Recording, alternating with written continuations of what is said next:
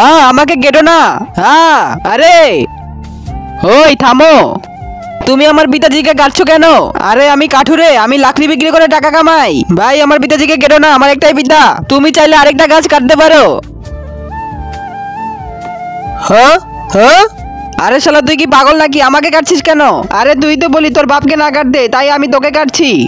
আরে ভাই তুই তো শুধু টাকাই কামাবি তাই না? তাহলে একটা ভালো কাজ করে যেন কারো জীবন না যায়। এমনি তো তোমরা মানুষ গাছ কেটে সব শেষ করে ফেলছো। ঠিক আছে ইয়ার, তাহলে আরেকটা গাছ দেখছি। হ্যাঁ খাবার?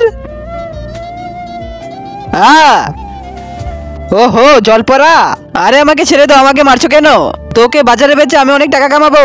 আরে ভাই আমাকে মেরো না, এমনিতেও তোমরা মানুষ আমাদের সব মাছদের মেরে শেষ করে ফেলছো। এরকম কোনো কাজ করো যেন কারো জীবন না যায়, আমাদের উপর রহম করো।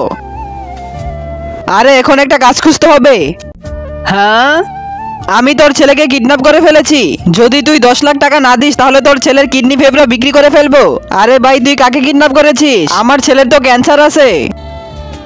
তোর ক্যান্সার?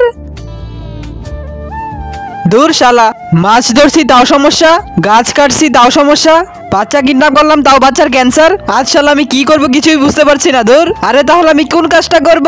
তার আগে তুমি বড় বড় সেলিব্রিটিদের ছবিতে লাইক করো। আজকে দেখি বাংলাদেশ সেনাবাহিনীর জন্য কে কে ভিডিওটি লাইক করে চ্যানেলটি সাবস্ক্রাইব করে দেয়। আসলে আমি দেখতে চাই তুমি বাংলাদেশ সেনাবাহিনীকে কতটা ভালোবাসো।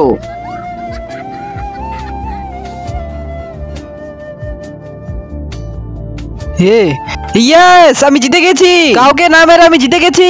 ইয়ে চল বাবু এখন থানায় চল, এখন তোকে জেলে মেরে মেরে টাকা কামাবো। আরে স্যার আমাকে ছেড়ে দিন, আমি কিছু করিনি, আমি কাউকে মারিনি তো।